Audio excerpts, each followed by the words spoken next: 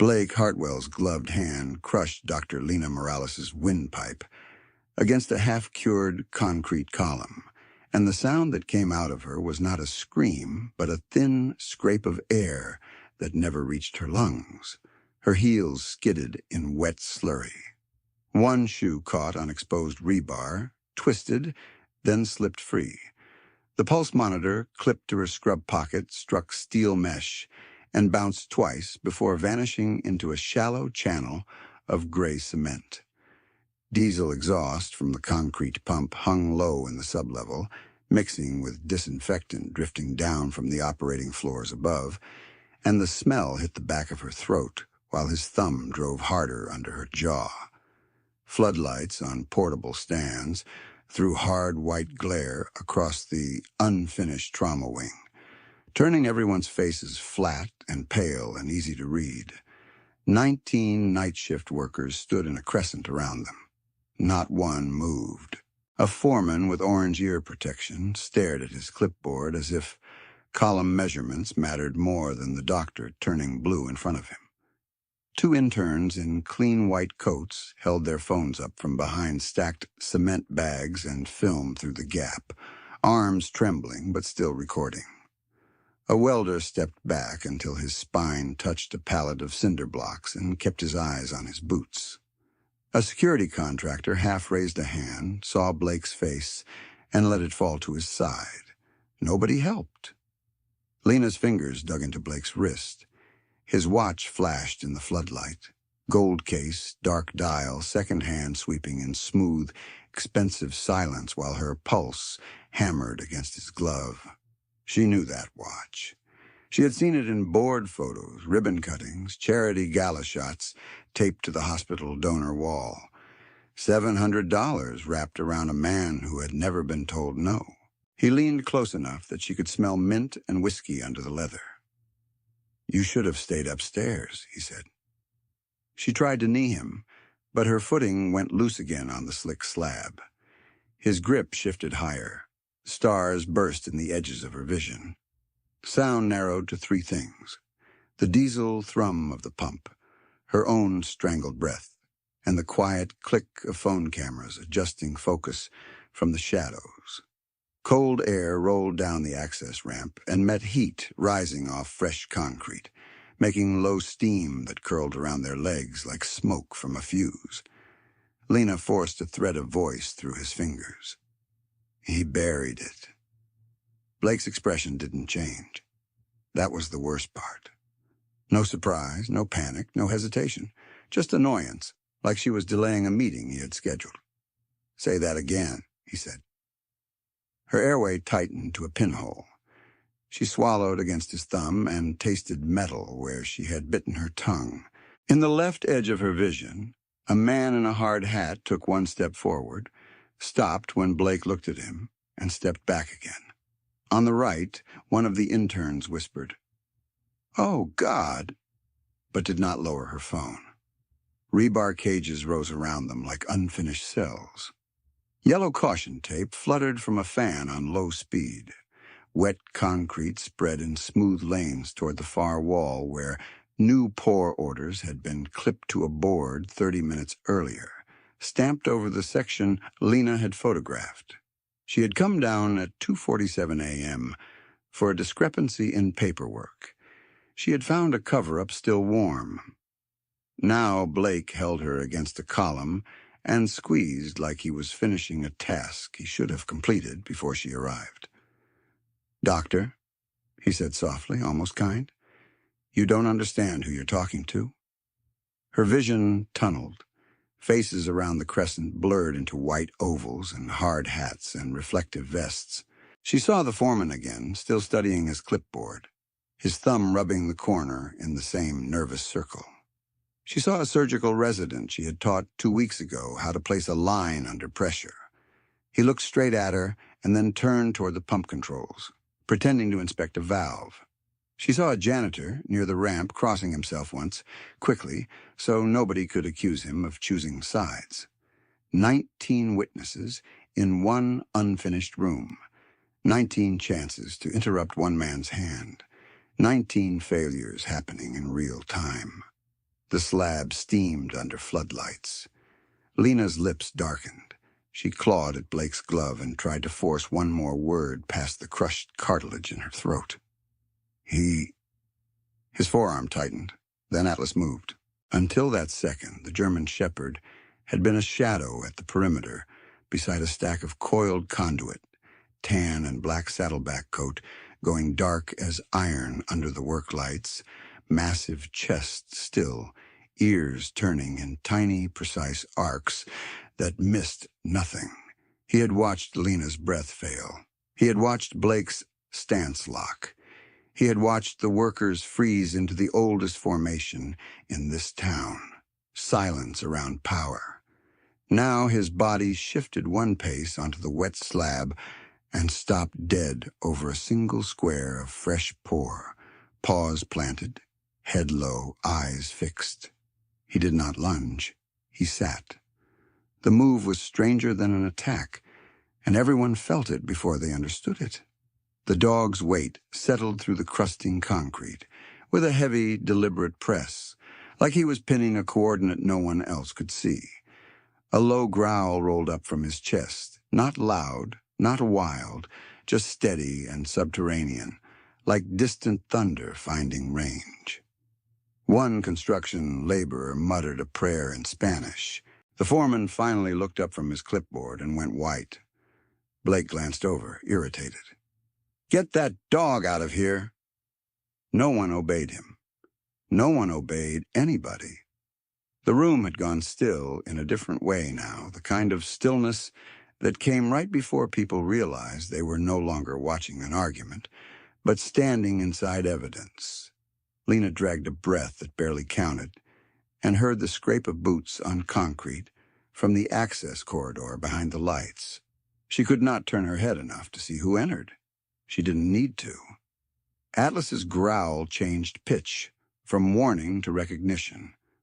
The leash hanging loose by his flank drew taut for 1 second, then slackened again.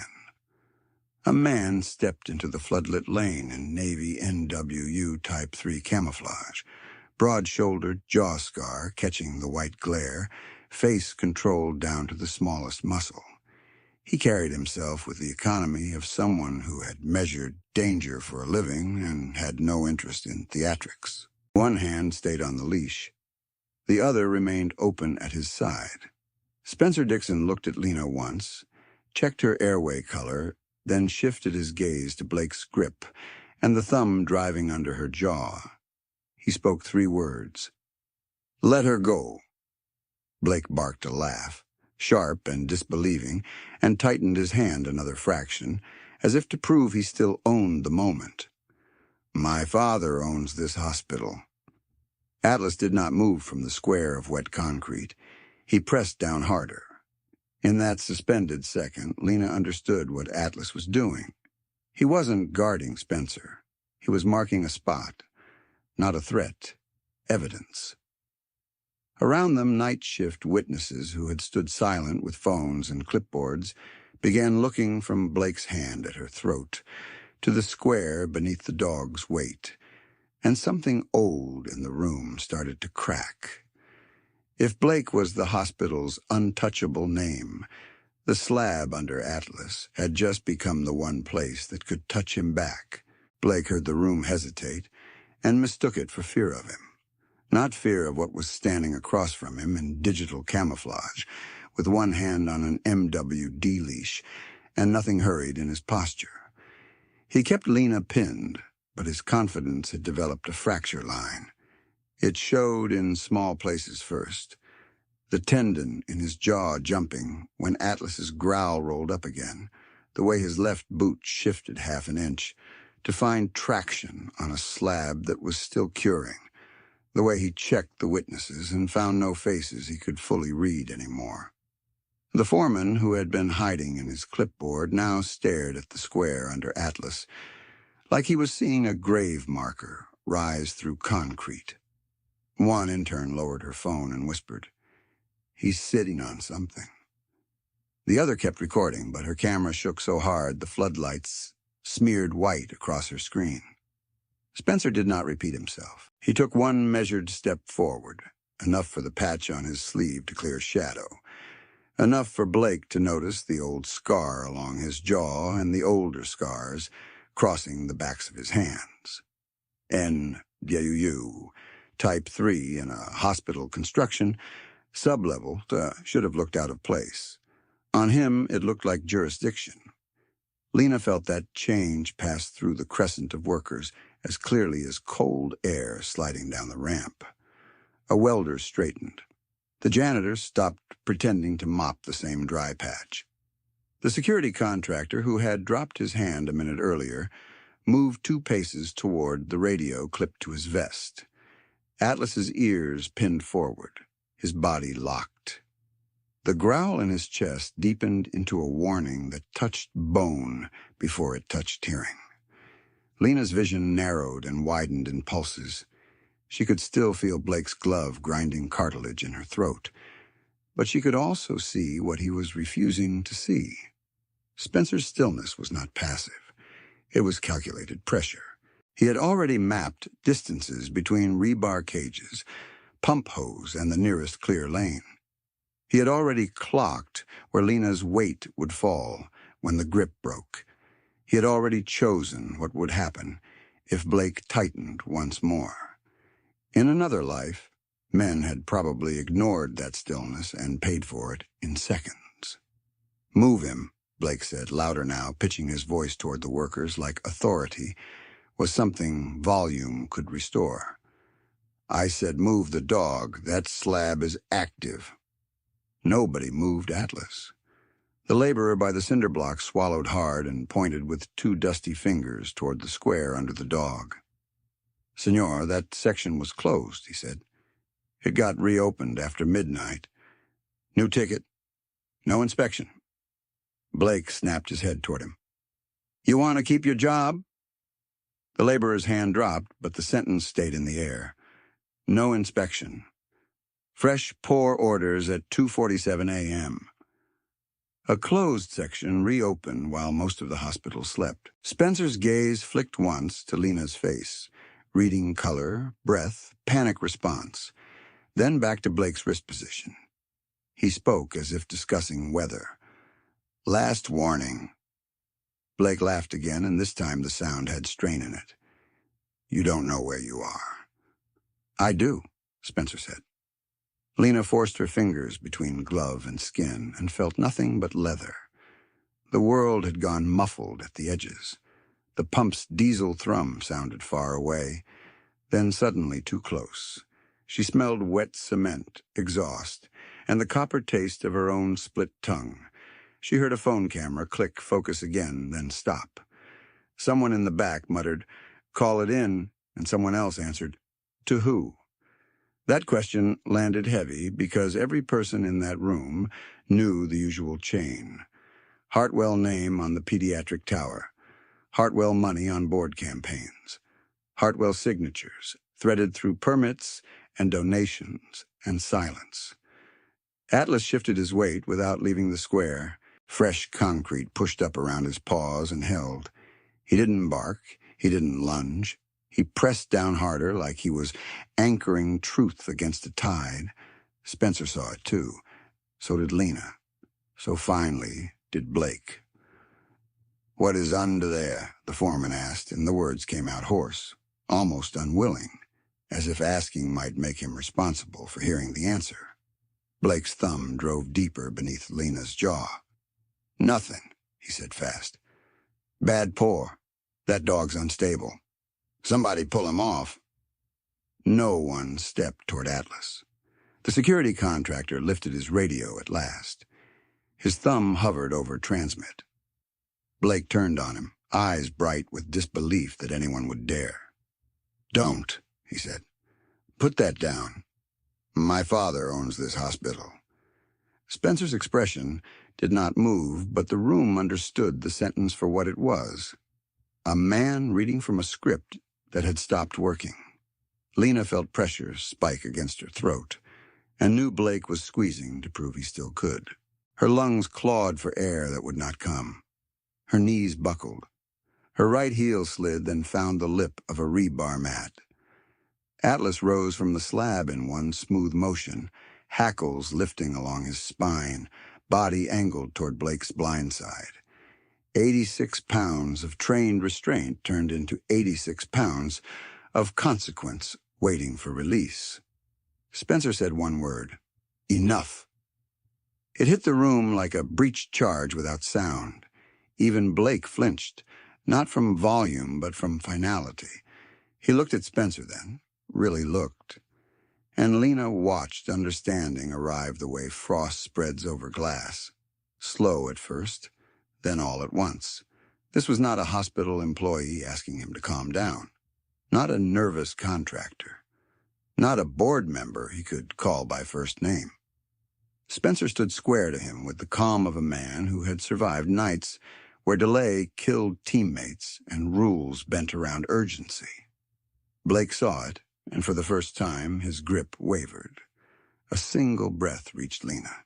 Thin, burning. Enough to keep her upright another second. Behind them, boots struck the access corridor in a rapid cluster, then stopped when the newcomers saw the configuration. Hartwell's son, with his hand on a doctor's throat, 19 witnesses on concrete, a retired SEAL in uniform camouflage, and a German shepherd marking one exact square like a military coordinate. No one had trained those new arrivals for that tableau. They froze too. The diesel pump keeps vibrating through the slab, a low mechanical heartbeat under everything human. Floodlights throw hard shadows across the half-cured column where Lena is trapped, turning every movement into sharp geometry. Blake's forearm locked, Spencer's shoulders level, Atlas angled like a drawn line from dog to target. Water beads on rebar and drips in a slow metronome into the gutter channel. Every witness hears it. Nobody speaks over it. Lena does not collapse, though her knees threaten it. She clings to the rebar lip, feels grit bite into her palm, and keeps her eyes open through the gray static tunneling her vision. She has worked overnight emergency medicine for 6 years, which means she knows what panic does to oxygen debt and what fear does to witness memory. Count details, she tells herself. Anchor facts, gold watch, dark dial. Fresh stamp over closed section. Pump running after 2:30. Atlas seated at one square, not roaming. She has testified in trauma cases before. She knows the first liar often wins if everyone else surrenders precision. Across from her, Spencer's breathing stays controlled. In through nose, out through teeth. Combat rhythm in a civilian room that smells like cement and disinfectant. He does not crowd Blake. He does not posture for the phones, still recording from behind the cement bags. He gives one command, then space to comply, and that space is not kindness. It is legal architecture. He is building a clean sequence in real time. Clear order, visible refusal, imminent threat, corrective action. People who have never worn uniforms often mistake that restraint for hesitation. They are wrong. Tonight, the expansion is already 10 days over schedule, and everyone on nights knows delay penalties turn every active pour into a financial bleed that men like Blake call a minor inconvenience. The pressure sits on the room like another floodlight, hot, glaring, impossible to ignore, and suddenly useless as a shield. The foreman glances between his clipboard and the dog and seems to age in a minute. There was a revision log, he says to no one and everyone. I signed a revision log I didn't request. His voice cracks. It came from the upstairs office. Don't talk, Blake snaps. The foreman shuts his mouth, then opens it again, eyes still fixed on the slab. I saved a copy, he whispers. That matters. External contact, documentary trail, a layer beyond testimony. Spencer registers it without looking away from Blake. Lena hears it and files it with everything else. Saved copy. Upstairs office. Revision log after midnight.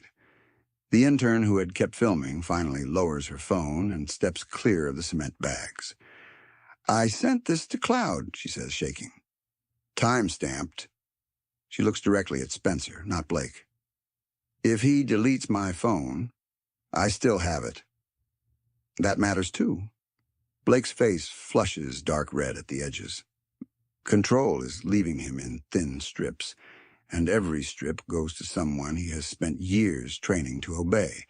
A foreman admitting unauthorized revisions, an intern preserving video, a security contractor with his radio now pressed to his mouth, and dispatch in his ear. When privileged men lose narrative control, they often accelerate harm in a final attempt to force old outcomes. Lena feels that acceleration in his hand before she sees it in his eyes. "Last chance," Spencer says. Blake answers by squeezing. No one in the room pretends uncertainty after that. The security contractor transmits a concise report with names, location, active assault, and possible concealed fatality under fresh pour. Dispatch answers with confusion, then urgency, then acknowledgement that county deputies are en route. Lena hears every word through the ringing in her ears. External contact made. Outcome pending. Another loop started. Atlas's weight shifts onto his front legs, not attacking yet, but the line of his back turns into a drawn bow. The tan and black saddleback that turns gold in sunlight and dark as iron in shadow now looks forged from the same steel as the rebar cages around him. His left hind leg, the one with the old Hellman shrapnel groove, bears less load, but his balance never breaks. Injury changed his tactics, not his function. Sit when you find death. Hold position. Force the humans to look. Spencer's thumb brushes once against Atlas's leash handle. Signal received. Wait. Lena's airway narrows again to a thread. Her hands weaken. Her pulse hammers in her temples. She thinks of her nephew sleeping in a borrowed twin bed with dinosaur sheets, insulin pump humming softly beside him like a second heartbeat. She thinks of why she came down at 2:47 instead of waiting for morning supervisors who would smile and file and bury. She thinks of the laborer's phone she photographed beside the blood-streaked hard hat before someone moved both. She thinks, with sudden knife clarity, that if she blacks out now, the room can still be won if enough people keep their nerve. The janitor near the ramp steps forward 2 paces and stops beside the foreman. Small move, still a move. The welder leaves the cinder blocks and comes to Lena's right flank, close enough to catch her if she drops. He doesn't touch Blake. He just takes position and stays there, eyes up. Bystanders are turning into witnesses. Witnesses are turning into participants. That is how corrupt systems crack. Not with speeches, with one person refusing to look away, then another, until power finds itself outnumbered in the one place it thought it owned. Spencer shifts his stance 1 inch to the left, giving himself angle to the wrist and rebar cage while keeping Lena out of his line of force. Atlas mirrors the shift automatically. Blake notices both movements and finally understands that he is no longer controlling tempo. He tightens once more out of reflex, and the reflex is the mistake that will cost him everything by sunrise. In that suspended instant, with floodlights burning and diesel thrumming and wet concrete steaming in the cold, everyone in the sublevel already knows one truth. Atlas did not sit on fresh concrete by accident, and the man holding Lena's throat has just run out of borrowed time. In that suspended instant, with floodlights burning and diesel thrumming and wet concrete steaming in the cold, everyone in the sublevel already knew one truth. Atlas did not sit on fresh concrete by accident, and the man holding Lena's throat had just run out of borrowed time. Now let's go back to the beginning. At 6:12 the evening before, Dr. Lena Morales stood at a narrow kitchen counter in scrubs that still smelled faintly of chlorhexidine and packed a lunchbox with measured precision: turkey on wheat, cucumber slices, 2 glucose gels, and the small note she folded every shift for her nephew. Mateo was 9, all elbows and questions, with his mother's dark curls and Lena's habit of checking locks twice. The insulin pump clipped to his waistband gave a soft vibration as she snapped in a new reservoir, and he watched her hands like he always did, trying to memorize competence as if it were a language. "Night shift again?" he asked. "3 in a row," she said. "Then pancakes Saturday." He nodded like they had signed a treaty. "With cinnamon?" "With too much cinnamon." That promise mattered. He accepted medical routines better when life still included ordinary things. Lena was 32, board certified in emergency medicine, and known on nights for 2 traits that did not always fit together. She moved fast, and she listened long enough to hear what panic tried to hide. She had started taking extra overnights 8 months earlier after her sister Elena died from a ruptured aneurysm that nobody had seen coming. One day, Elena was texting pictures of Mateo's science project.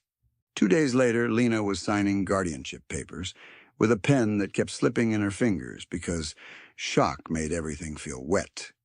The state stipend covered groceries and school shoes. It did not cover sensors, infusion sets, backup insulin pens, co-pays, and every small plastic piece that kept a child safe while he slept.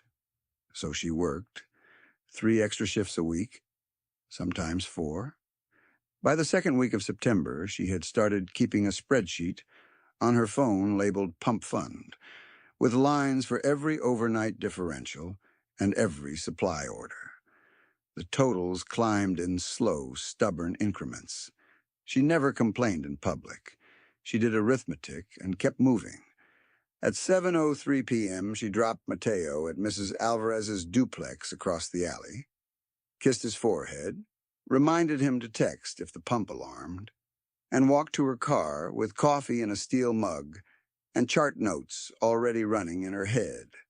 Street. Bartholomew Regional rose over the town like a lit ship, and the new trauma wing expansion on the south side glowed under portable floodlights where concrete trucks kept arriving after midnight. Hartwell banners hung from temporary fencing. Building tomorrow, together. The word together had always irritated her. Nothing about that site felt shared. Inside the ER, nights unfolded the way they always did, in surges, then sudden lulls that never lasted. A forklift injury at 8:19, a chest pain workup at 9:02, 2 intoxication holds, 1 asthma flare, 1 grandmother with a lacerated palm who apologized for bleeding on the sheets. Lena stitched, intubated, reassured, documented. At 11:41, she checked her phone, saw Mateo's text of a homework page and a misspelled joke, and sent back a dinosaur emoji with a reminder to drink water. At 12:56 a.m., a construction laborer arrived from the expansion site with crushed fingertips and dried concrete dust in his hairline.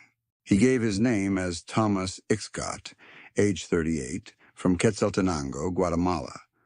He spoke careful English, then shifted into Spanish when pain climbed. Lena switched with him without effort. He told her he had 2 daughters back home, 9 and 12, and that he sent money every Friday from a check-cashing place by the bus depot, because wire fees were lower on Fridays. He laughed once, apologetic, when the translator tablet glitched and froze.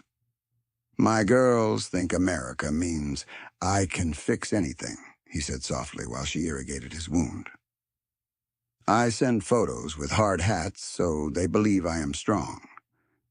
She cleaned grit from under his nails and wrapped the hand with the pressure dressing that would hold through shift end. He thanked her twice. Before discharge, he asked if she would write the work restrictions in plain language because his foreman said papers were suggestions. She wrote them in block capitals, made a second copy, and watched him fold both into his wallet behind a worn photo of two girls in school uniforms standing in front of a yellow wall. At 1:34 a.m., she heard raised voices outside Supply Corridor C near the freight elevator that led to the sublevel. Not yelling. Sharp, hurried argument, then silence. She stepped out expecting a transport delay and found only a blood-streaked hard hat lying on its side beside a pallet of rebar tie wire, one cracked phone half hidden under plastic sheeting, and a wet boot print dragging toward the service ramp. No injured worker, no code call, no report to triage. Lena stopped. Her pulse changed. Training sat on her shoulders like a hand. Document first. Don't contaminate. She took 6 photos from different angles, wide then tight, making sure the timestamp was visible in frame with a wall clock and the yellow bay marker.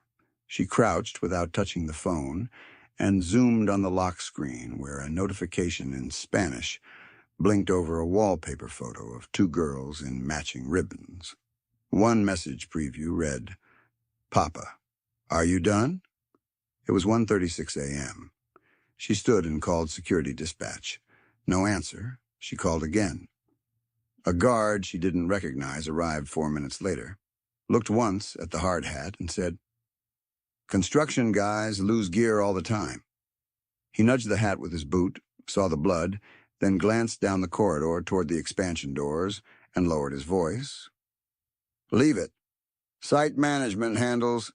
"Site management?" "Someone may be hurt," Lena said. He touched his radio, didn't transmit, and gave her a tight smile that looked practiced. "Then site management will file." He walked away. Nobody filed. At 2:07 a.m., Lena checked the ER board, saw a 12-minute gap before the next ambulance, ETA, and opened the construction permit portal from a workstation terminal she used for transfer paperwork. She had started doing this 2 weeks earlier after a patient arrived with a preventable crush injury and no incident log attached. What she found tonight sat wrong immediately. A closed zone notation on sub-level grid, H4, had been replaced by a fresh pour authorization entered at 1:58 a.m., approved by B. Hartwell, bypassing the independent inspector signature line. Attached revision code, emergency structural correction. There was no corresponding engineering memo. She printed it, twice. At 2:18, she called the city night inspector listed on file. Voicemail. She left her name, hospital extension, and one sentence. Unauthorized revision entered after hours. Possible injury concealment at St. Bartholomew South sublevel. Please return call. At 2:24, he called back, sounding half asleep and entirely cautious. He listened, then said, "If Hartwell Development entered emergency authority, it's likely compliant. We can review Monday." She asked for an incident number. He said the system was down. She asked for his supervisor. He said she could email. External contact made. Outcome, deferral.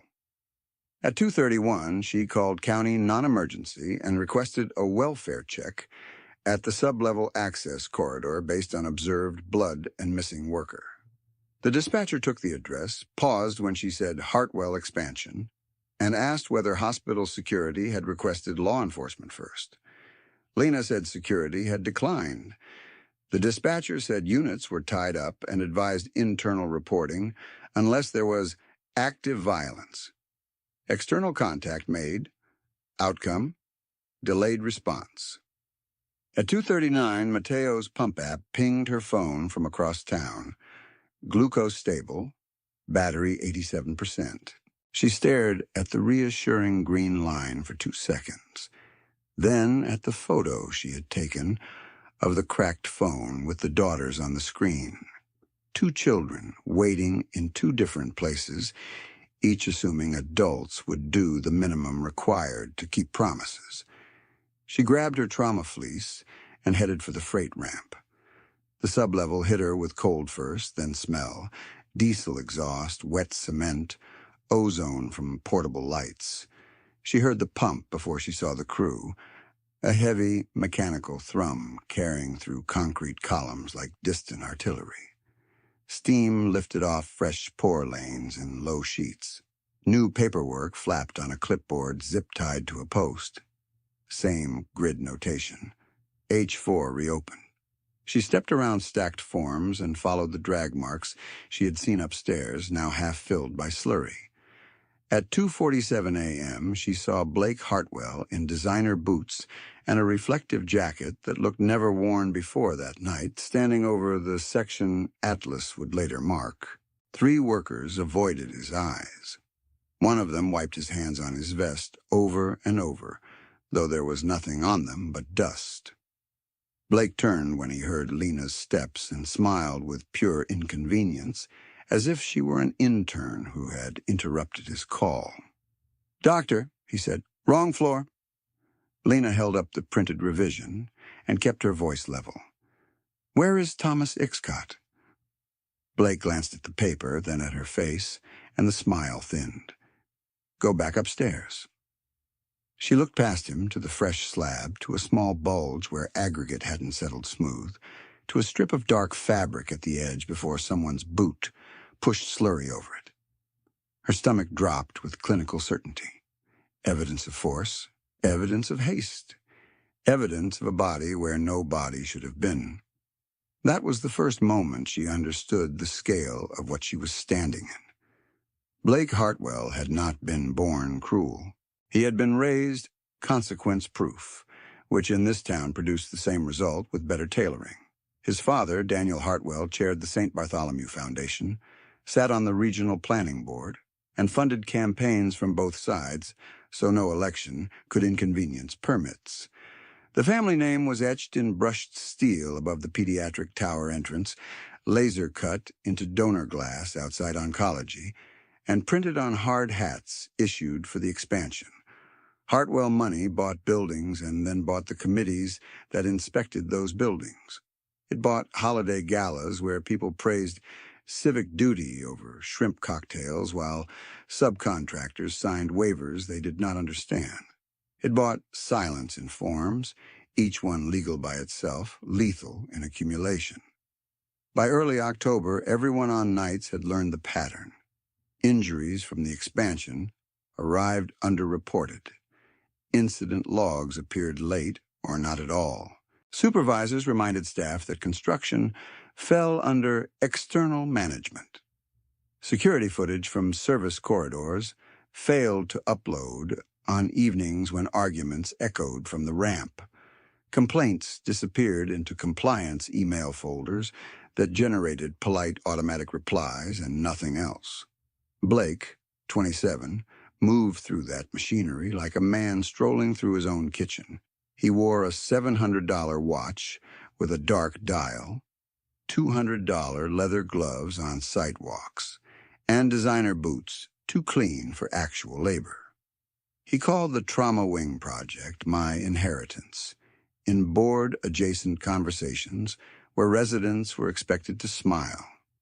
When a respiratory therapist asked why oxygen line work kept blocking emergency exits, he answered without looking at her, "My father owns this hospital." When a union rep questioned night pours without independent inspection, Blake repeated it again, slower, like explaining weather to a child. "My father owns this hospital." The sentence functioned as a key. Doors open. Radios quieted. People with mortgages recalculated risk in real time. 3 nights before Lena found the hard hat, a scaffolding brace failed on the south elevation.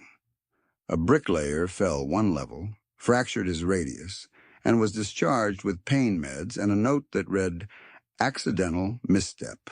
He tried to contest it. His contract was terminated before his splint came off. 2 days later, he came back to the ER for uncontrolled pain and asked if medical records could be edited by office people upstairs. Lena told him no, records were protected.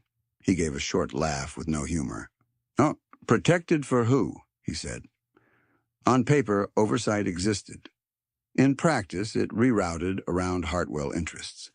City inspectors who pushed too hard were reassigned to distant districts with longer commutes and fewer overtime slots. County deputies treated expansion calls as trespass disputes unless a supervisor approved escalation. Hospital administrators used a phrase that sounded neutral and worked like a lock: preserve donor relationships. The phrase appeared in meeting minutes, budget memos, and one training module on institutional continuity that residents clicked through without reading. Preserve donor relationships translated cleanly to one instruction: do not embarrass the family name on camera. Lena learned who would not help by testing the edges. She sent a secure compliance report after the scaffold fall with attached photos and anonymized chart references. Auto reply in 90 seconds. No follow-up in 9 days. She asked the night administrator whether missing incident forms from construction injuries created legal exposure. He lowered his voice and said, "You're excellent at medicine, doctor. Stay there." She requested a meeting with risk management. It was scheduled, then postponed twice, then canceled with apologies and no new date. By the first week of November, she had stopped mistaking delay for incompetence. It was policy. At 247 in the sublevel, all of that architecture stood behind Blake like invisible reinforcement steel. He knew which guard would stall, which supervisor would sleep through alerts, which dispatcher would ask for internal clearance before sending a unit, which workers had spouses on hospital payroll, which interns wanted fellowships and could be frightened by one look. He also knew he had never been contradicted in front of a room full of people and then made to pay for it. That made him reckless. Lena looked at him and saw a man who mistook inherited access for invulnerability, who treated paperwork like scenery and workers like replaceable material. He looked at her and saw an overnight physician with a stethoscope, not a witness building a chain. He did not see the photos already in cloud backup. He did not see the printed revision copies folded in her fleece pocket. He did not see that every time he repeated his father's name, more people heard confession where he intended threat. Above them, on the hospital's highest floor, the Hartwell name glowed in backlit letters visible from the freeway. Down here, in the unfinished cold, where steam lifted off concrete and diesel coated the tongue, that name was about to become exhibit language. And Blake still thought it was armor.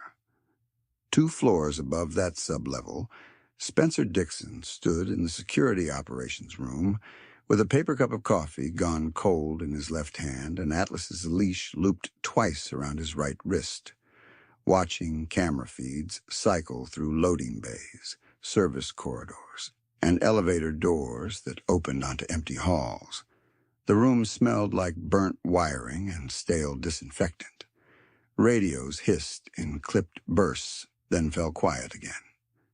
Atlas lay at Spencer's boot, chin on paws, eyes half closed but never asleep. Spencer had learned that posture in Ramadi and relearned it in Yemen. Stillness was often surveillance wearing a calm face. He had been 39 that winter, broad through the shoulders from work that did not care about aesthetics, dark hair cut short, gray beginning at the temples he never noticed until someone pointed it out. Old scar crossing his jaw from a blast door hinge that had come off its mount in Marib and found his face before the medic did. He still wore NWU Type 3 on contract nights, even though nobody required it. Hospital administrators had hinted at optics. He wore it anyway. Civilians called it habit. It wasn't habit. It was structure. Fabric, patches, and routine holding a nervous system together after years when mistakes had names and funerals.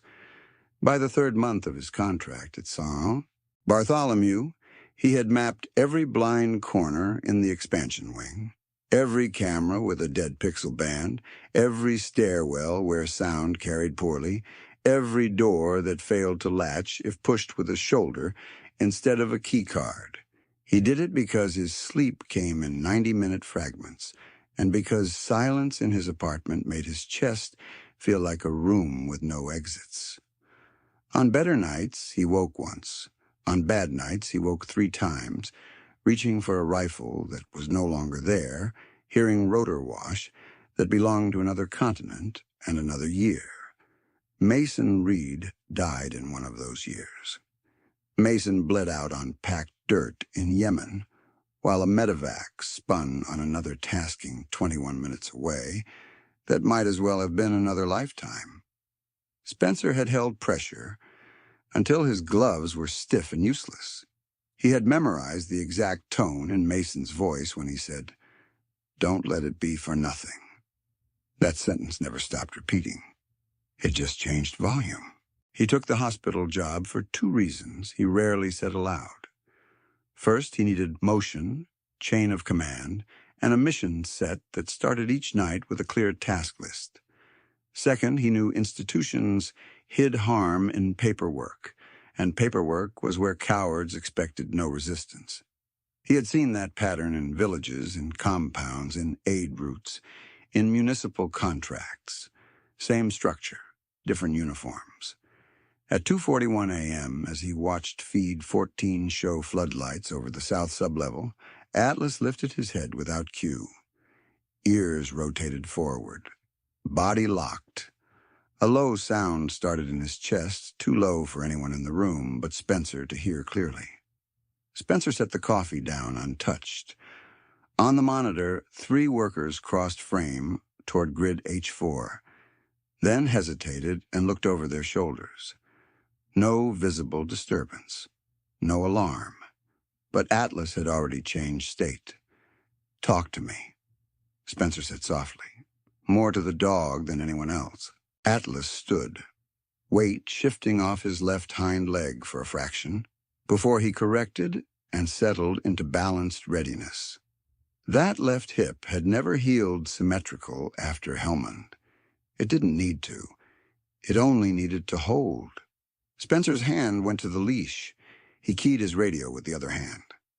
"Ops, this is Dixon. Who authorized active pour on H4 at this hour?" A pause. Keyboard clicks. Then the dispatcher on nights, voice thin with fatigue, said, "Revision came through under executive override. Hartwell sign off." Executive override. No inspector ping. No independent verification. Spencer stared at the screen and felt the same cold line settle behind his ribs that used to settle before compounds went loud. "Log this," he said. "Timestamp 0242. I'm moving to sub-level access with K9. No one challenged him. They had learned not to when Atlas alerted like that.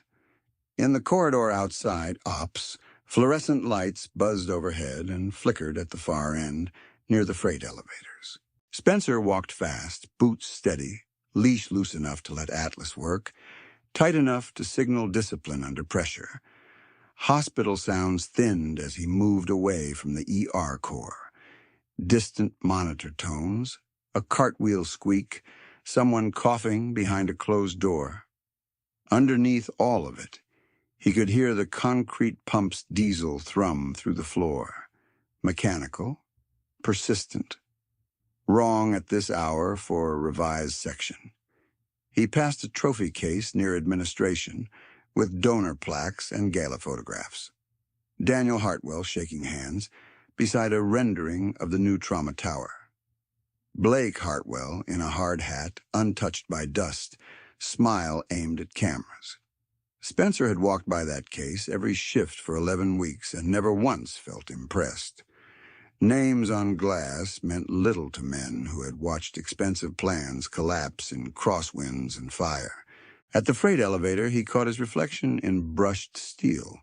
Scar on jaw, eyes older than his age, shoulders slightly hunched the way veterans got when they spent years anticipating impact. He thought of Mason there, uninvited and immediate, the way grief always arrived in transitional spaces. Mason had been taller, louder, a bad singer on transport flights, the kind of teammate who could make a 12-hour surveillance block feel survivable. Mason had also been the one who insisted Spencer put in his retirement packet after Yemen, saying, "You're not quitting. You're choosing a battlefield where people still need you." Spencer had nodded then, mostly to end the conversation. He understood it later, at 3 a.m. in civilian buildings where danger wore a badge, a suit, or a donor lanyard. The elevator doors opened to the service level, and cold air rolled in from the expansion tunnel. Atlas pulled once, not hard but with intention. Spencer let him set pace. He remembered the adoption fight in pieces, because that process had taught him more about bureaucracy than any deployment memo ever had.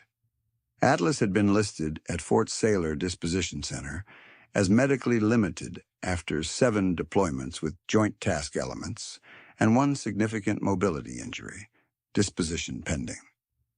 Pending was polite language. It meant the system had no slot for a dog who had done too much to discard cleanly, but not enough to fit ceremonial brochures. Spencer had filed handler transfer requests for 6 weeks, each one returned for a missing signature, outdated form number, or psychological evaluation addendum that asked whether he could maintain non-operational canine welfare in a domestic environment. He had wanted to laugh at that line and couldn't. Domestic environment. As if either of them understood quiet kitchens and predictable mornings. Chief Ramirez at the center finally called him directly and said, "If you want this dog, get here by Friday. Papers moving against you?" Spencer drove through the night in rain that never let up, reached the gates at 06:08, and signed 7 forms with a hand that shook more than he expected. Atlas came out of holding with a controlled gait, left hip tight, ears up, eyes scanning every corner for command cues that never came. He stopped 3 feet from Spencer and waited, not begging, not wagging, just waiting for clear instruction in a world that had gone vague. "Dixon," Spencer had said then, kneeling despite the ache in his own knee. "You remember me?" Atlas stepped in and pressed his head against Spencer's sternum, with enough force to rock him back on his heel. That was answer enough. By mid-October of that first year, they had built a routine that kept both of them functional. 2-mile patrol before dawn, feed at 0600 and 1800, vet mobility drills every Tuesday, scent discrimination runs in industrial lots on Thursdays when Spencer couldn't tolerate apartment walls, and sleep attempts scheduled like operations. Atlas slept nearest the bedroom door, always between Spencer and the hall. On nights when nightmares dragged Spencer upright, gasping, Atlas would rise without sound, place his chin across Spencer's forearm, and remain there until respiration slowed. No theatrics. Just pressure and presence, witness and anchor. Now, in the expansion tunnel, Atlas gave a sharp exhale and increased pace again. Spencer could smell wet concrete before he saw floodlights spill. Diesel exhaust sat heavy in the air. Voices echoed ahead, tense and overlapping, the cadence of workers under orders they didn't trust. He flattened to the wall at the last turn and took 1 second to assess before stepping out. Later, when administrators asked why he intervened, he would give procedural language: imminent threat, active assault, failure of internal controls, preserved evidence, all true. Not complete. Complete was this: he had already once lived through the cost of delayed action while someone worth saving ran out of time in his hands. Atlas reached the threshold first and stopped dead. Nose high, then low, then fixed. Ears pinned forward. Body rigid. The growl in his chest came up like distant thunder, familiar as breathing. Spencer followed the line of the dog's gaze and saw floodlights, rebar cages, workers frozen in a crescent, and Blake Hartwell's gloved hand at Lena Morales' throat. He saw, too, the exact square of fresh slab Atlas was already tracking. Before Spencer spoke, before anyone in that room registered his name, Atlas made the decision that mattered most. He stepped onto the wet concrete, planted all four paws over one coordinate, and sat with deliberate weight, as if pinning a map marker through a lie. Spencer had seen him do versions of that in Kandahar compounds and shattered alleyways where dust covered what men tried to hide. Sit meant find. Sit meant hold. Sit meant death nearby, evidence immediate, no room for interpretation. Atlas was 86 pounds that winter, tan and black saddleback coat that turned gold in sunlight and dark as iron in shadow. Muzzle beginning to silver, left hip scar tissue, tight under fur where Helmand had tried to take him out of service and failed. His record existed in clipped military prose that did not begin to hold what it meant. 7 deployments, 14 confirmed explosive detections, 23 civilians extracted during a compound collapse outside Kandahar when the exit stair was gone, and smoke made every breath a negotiation. In one after-action brief, a colonel wrote, MWD Atlas maintained target discipline under secondary blasts. Spencer had read that line once and put the paper away. Target discipline was true. So was this. Atlas kept finding people because leaving them buried offended something fundamental in him. The Helmand injury came on a steel doorway packed with homemade charges and bad intel. Atlas had alerted on pressure plate scent drift before the human team caught it, gave the freeze signal, and saved 2 operators from stepping into the threshold.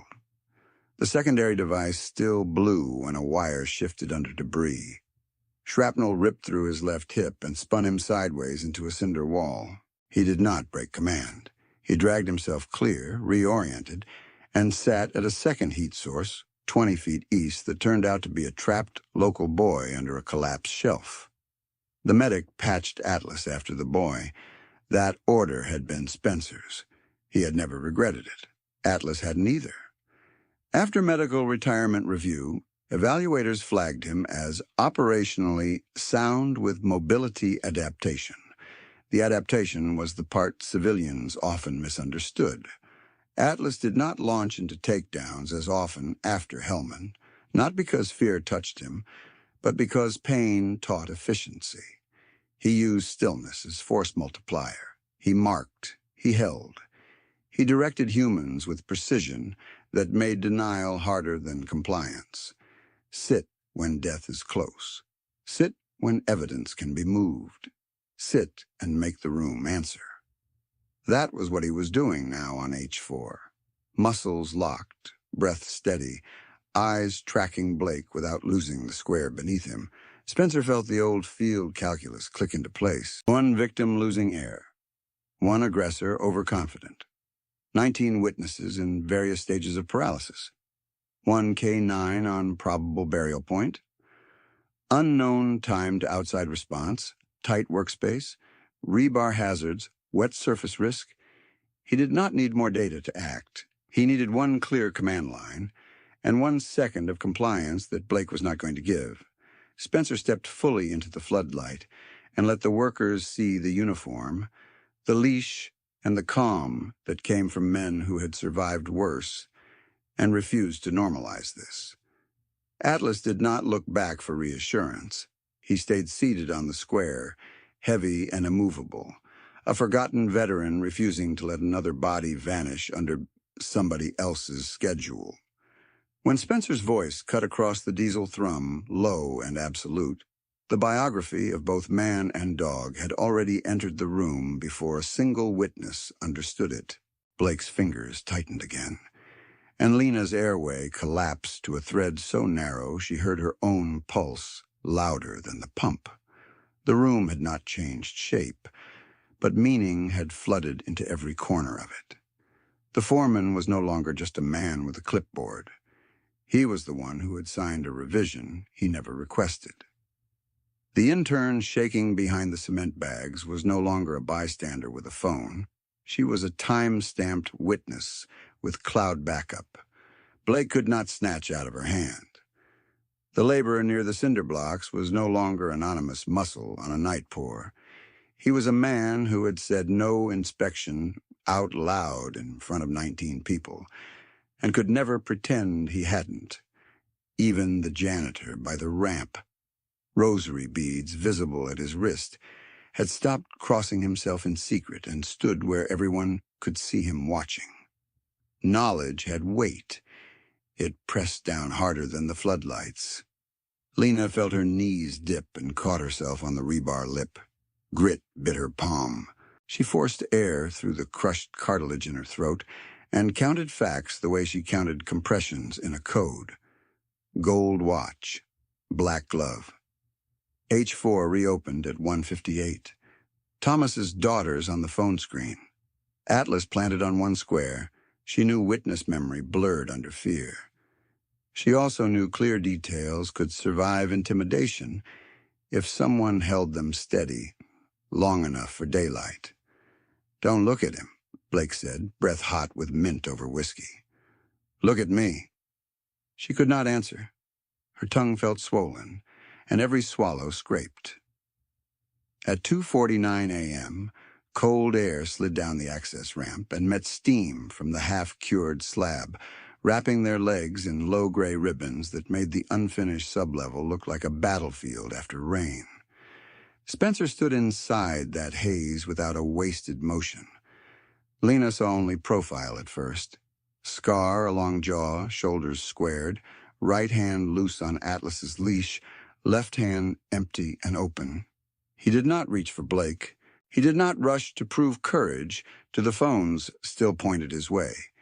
He held distance and control, and the control itself unsettled people who were used to noise, panic, and shouted threats. Blake noticed the same thing and hated it. "Somebody remove him," Blake barked toward the workers. "Now! That dog is contaminating an active pour." No one moved toward Atlas. The foreman swallowed so hard Lena heard it. "Blake," he said, voice thin, "we need to stop this section." Blake snapped his head toward him. "You need to remember who signs your checks." The foreman flinched. Then, with his eyes still on the square under Atlas, he said, "I kept the revision copy." That sentence landed like a dropped wrench on steel. Blake's jaw twitched. "Shut up." The intern who had been filming stepped out from behind the cement bags, face pale under harsh light. "I uploaded everything," she whispered.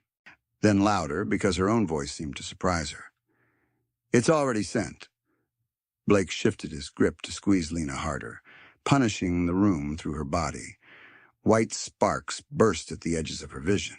She heard someone curse under his breath. She heard a radio click live near the ramp, dispatch trying to confirm location and names. She heard Atlas's growl deepen by half a note, a sound that seemed to rise through the slab itself. Nobody in that crescent looked away now. Bystanders had become witnesses in less than 3 minutes, and witnesses were one decision away from becoming evidence handlers, statement signers, and people who would have to choose between fear and sleep for the rest of their lives. Lena could see it in their faces. The reckoning that comes when silence stops feeling safe. Blake kept talking because talking had always worked for him. "You think any of this matters," he said, voice louder, brittle at the edges. "My father owns this hospital." He said it like a weapon. This time it sounded like a confession. Spencer's eyes never left Blake's hand at Lena's throat. His breathing stayed level, in through the nose, out through the teeth. The old rhythm of someone who had made decisions under rotor wash and tracer fire and learned exactly how fast a life could narrow to seconds. Lena did not know Yemen details. She did not know medevac delays or Mason Reed's final sentence. She did not need to. She could read the result standing 10 feet away, a man who had already paid for hesitation and would not pay twice. Atlas sat hard on H4, chest lifted, ears pinned forward, tan and black saddleback dark as forged iron in the floodlights. The old injury in his left hip changed his posture, but not his purpose. He had found something beneath the surface and refused to cede that coordinate to anyone's schedule. Blake looked from Spencer to Atlas and back again, trying to decide which one he could still control. He chose wrong. Spencer spoke, and the words were stripped to function. "Let her go." 3 words. No volume. No theater. Blake gave a short laugh that did not reach his eyes. "You don't give me orders." His fingers dug deeper into Lena's neck as he said it. "You have no idea who you're talking to." Spencer did not blink. "I do." Something in Blake's expression flickered. Not fear yet, but the first crack in the story, he told himself.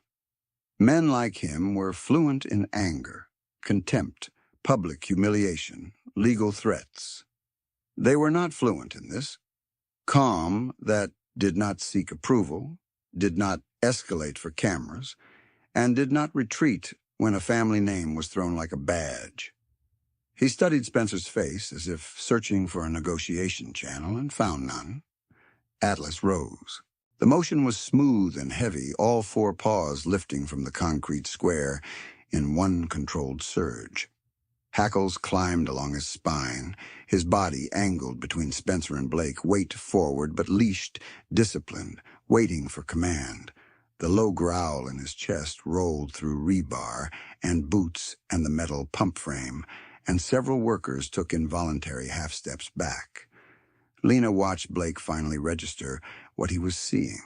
Not a random guard with a dog, but a bonded pair with history written in scar tissue and obedience. Atlas was not barking for chaos. He was holding a line. Spencer was not posturing for dominance. He was establishing lawful sequence with surgical precision. "Call him off," Blake said, and for the first time the demand sounded like a request, wearing old clothes. "Release her," Spencer said. Blake shook his head, fast, sharp. "You touch me, your career's over. My father. Release her." The second command came out colder, final. A deputy's voice crackled over the security contractor's radio from the ramp entrance, asking for visual confirmation before approach. The contractor answered, clipped and clear. "Active assault still in progress. Victim conscious, compromised airway. Suspect is Blake Hartwell. K9 has indicated possible concealed fatality on H4. Request immediate medical and scene control." External contact had become recorded dispatch traffic. There was no pulling it back now. Blake heard his own name transmitted and jerked his gaze toward the radio. His grip loosened for a fraction. Lena grabbed that fraction like oxygen. She sucked one ragged breath that tore at her throat and coughed against his glove. Pain shot behind her eyes. She tasted blood where her teeth had cut her tongue, but she stayed upright. Spencer shifted 1 step left, opening angle to Blake's wrist, and the nearest rebar cage while keeping Lena outside his strike lane. Atlas mirrored the step instantly, shoulder line tightening, eyes fixed on Blake's forearm. Blake saw the choreography and went still. That stillness was new. It was not dominance. It was calculation under panic. In Spencer's eyes, he found the thing he had never encountered in boardrooms, fundraisers, inspection offices, or campaign dinners. Consequence without debate. No argument to win, no favor to call, no parent to invoke. Just a man who had already mapped every route this could take and accepted only the route where Lena breathed and the evidence under H4 stayed intact. Blake understood then, and understanding made him reckless. He yanked Lena toward him like a shield and tightened again. Atlas surged 1 pace, checked by leash tension and command discipline, growl erupting into a single bark that slammed the room silent. "Now," Spencer said. The word snapped action loose. The welder moved in at Lena's right flank to catch her drop path. The janitor stepped clear of Spencer's lane. The security contractor pointed deputies down the ramp with his free hand while still transmitting. Two workers dragged the pump hose away from H4 to prevent further pore spread. The foreman held his clipboard like a life raft and shouted, voice cracking, "Stop the trucks! Stop all feed! H4 lockout!" Blake tried to pivot left, dragging Lena off balance. Spencer closed distance in 2 economical steps. His left hand clamped Blake's gloved wrist. His right forearm drove under Blake's elbow and rotated hard toward the rebar cage. The sound came first, a blunt crack of joint against steel. Blake shouted and lost the grip. Lena dropped to one knee, coughing, hands at her throat. The welder caught her shoulder and kept her from hitting the slab. Spencer continued through the motion without pause, turning Blake's arm behind his back, guiding, not slamming his face and chest down onto dry rebar mat just beyond the wet pore line. Knee to shoulder blade, wrist controlled, weight centered. No wasted force, no revenge, only containment. "Don't move," Spencer said. Blake thrashed once and gasped when pressure increased. "You're finished," he hissed into the concrete dust. "You are done in this town." Spencer's voice stayed flat. "You're under restraint." Atlas stood over H4 again. Not Blake, not the shouting deputies, not the phones. He returned to the square and sat with full weight, chest heaving once, then steady. Mark held. Lena knelt beside the column, drawing shallow breaths that gradually deepened. Her throat burned. Each inhale felt like glass dragged through a narrow tube. She looked up through tears she refused to let fall and saw deputies entering in pairs, weapons holstered, but hands ready, faces shifting from skepticism to hard focus as the scene resolved into facts they could not dismiss. Strangulation marks on a physician, suspect restrained, 19 witnesses, active radio log, halted pore, and a military K9 pinning one exact section of fresh concrete like a stake over buried truth. Blake lifted his head as far as Spencer's hold allowed and stared at Atlas with raw disbelief. "Get that animal off my sight." Spencer did not look at him. "Not your sight." That was the moment Blake's certainty finally broke. Lena watched it happen in the slack of his jaw and the way his eyes stopped scanning for allies and started counting exits. He found none. The workers he had ordered were now giving names to deputies. The intern handed over her phone and repeated cloud upload details twice for clarity. The foreman offered his saved revision log with shaking hands. Dispatch requested ETA on homicide investigators after hearing the phrase, "possible," "concealed body confirmed by K9 indication." Under floodlights and cold steam, the Hartwell script had run out of lines. Under floodlights and cold steam, the Hartwell script had run out of lines, and the collapse began in procedures. A deputy knelt beside Lena, penlight low, voice steady. "Dr. Morales, can you speak?" "Airway trauma," she rasped. "I can breathe. Don't move him off that square." She pointed at Atlas with 2 shaking fingers. "He marked it." The deputy looked once at the dog, once at Spencer's restraint hold, then keyed his shoulder mic. "Scene command. Victim statement confirms K9 indication priority. Request homicide and forensic services now. Lock down H4, full perimeter." Orders moved. For the first time that night, they moved faster than Hartwell money. The foreman handed over the revision log copy with both hands. The paper was damp from sweat. "Came from upstairs office at 1:53, he said. "I didn't request it. I signed because Blake stood over me." He swallowed. "I shouldn't have." "Name and badge number," the deputy said. "You'll give a full recorded statement." The intern with the cloud backup stepped forward next. Phone held out like evidence and apology at once. "Video starts before he grabbed her," she whispered. then corrected herself. No. Starts when he grabbed her. Timestamp is intact. I sent it to my accountant and to my brother because I was scared. She looked at Lena, then at Spencer. I'm not deleting anything. Good, the deputy said. Stay available. 2 minutes later, Scene Command took Spencer's initial statement, while another deputy cuffed Blake with his injured wrist, splinted against a rigid board. Blake kept trying the same line through clenched teeth. Call my father. Right now. You don't understand who this is. The deputy writing his charge sheet did not look up. I understand exactly who you are.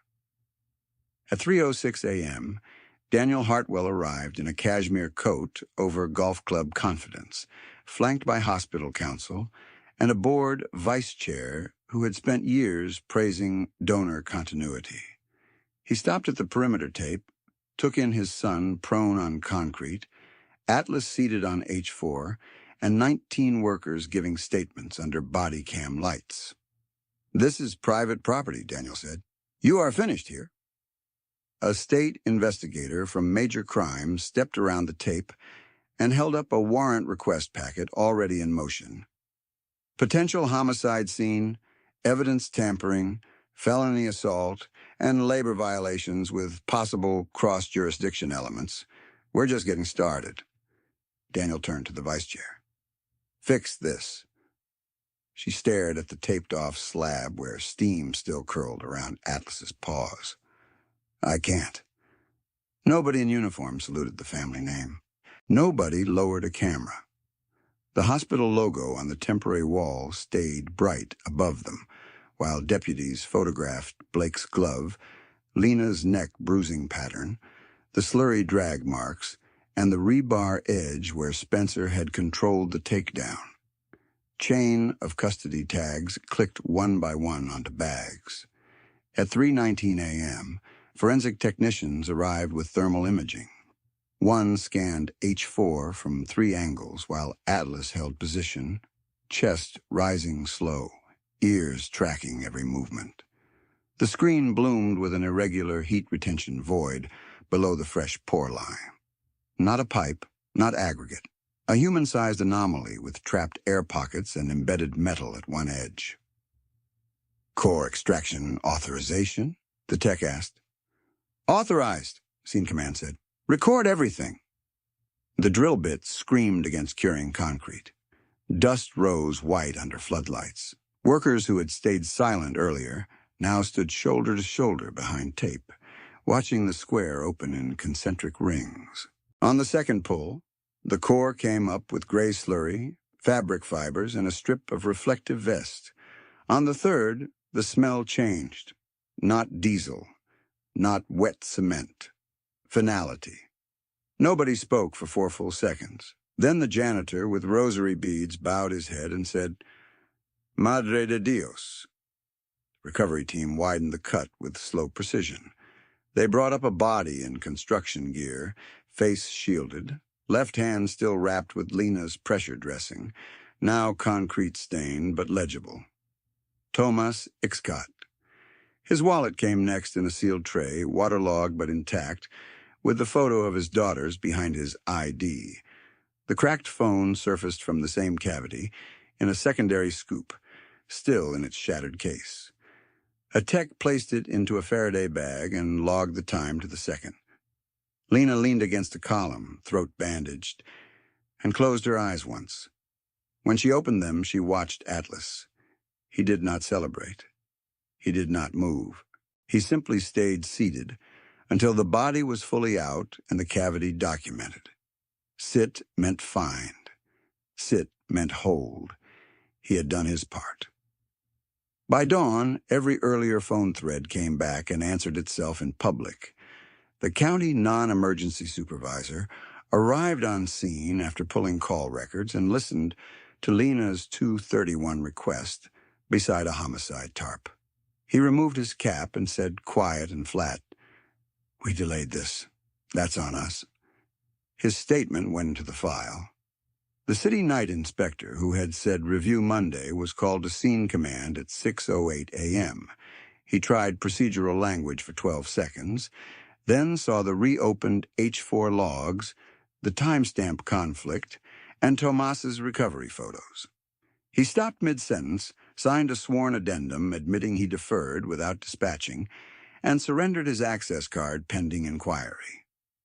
Hospital compliance finally answered Lena's old report, because federal labor agents served preservation notices before breakfast. The auto-reply archive, deleted meeting requests, and donor relationship memos were imaged from servers by noon.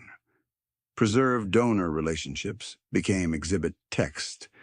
The guard who had nudged the bloody hard hat and walked away gave one interview, asked for counsel, and never returned for a second. His silence was noted in the investigative summary exactly as silence. The surgical resident who had turned toward the valve gave recorded testimony at 9:14 a.m. and said, voice breaking, "I saw her losing color. I looked away because I was afraid of him." No one softened the transcript. 3 days later, while rain hit the courthouse windows in steady lines, Blake Hartwell was arraigned in a packed criminal courtroom where his family name sat on no wall and opened no door. Spencer sat in the second row in NWU Type 3, hands still, Atlas at heel in service harness. Lena testified with a bruised voice that carried farther than she expected. She identified the glove, the grip, the words, and the sequence. She identified the printed revision from her fleece pocket and the 6 photos she took at 1:36 a.m. She identified Thomas's bandage as hers. The intern authenticated her cloud video. The foreman authenticated the revision log. The dispatcher authenticated the active assault call. The deputy authenticated the body cam timeline. The forensic tech authenticated the core pull. Every link held. When Daniel Hartwell's attorney argued contamination by an aggressive animal, the judge asked one question. Did the dog disturb the scene? No, Your Honor, the forensic lead said. The K-9 preserved the scene. Motion denied. By the second week of December, trial ended with guilty verdicts on felony homicide, evidence tampering, and assault. A separate civil bench hearing ran the same afternoon in the next courtroom. State licensing officials revoked Hartwell Development's contractor status on the record. The restitution order transferred liquidated civil assets into a supervised fund for harmed workers and affected families, including medical guardianship support designated for Mateo Morales through age 18 and diabetes supply coverage beyond that under structured disbursement. Then came the final piece no one in that room expected but Spencer. After sentencing, in the courthouse corridor outside courtroom B, federal prosecutor Naomi Kerr asked Spencer to step aside. Fluorescent lights hummed overhead. Atlas stood pressed to Spencer's leg, watching Kerr's hands as she opened a sealed evidence envelope. We unlocked Thomas's recovered phone with family consent, she said. There was an encrypted upload draft addressed to a journalist and a federal procurement contact. He had video from a stateside contracting dinner 4 years ago. She met Spencer's eyes. It shows Daniel and Blake discussing payoff routes tied to emergency transport subcontracting.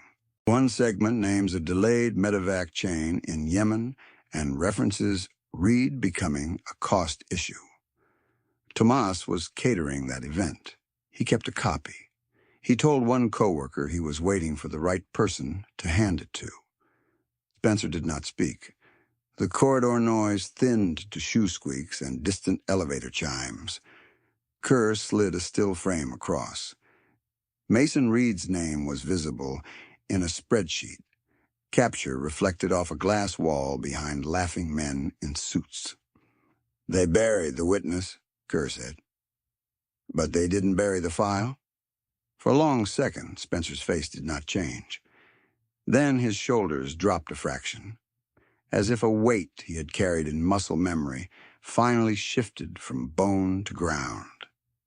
Atlas looked up, stepped in, and pressed his head into Spencer's chest with the same deliberate force he had used years earlier at the disposition center gate.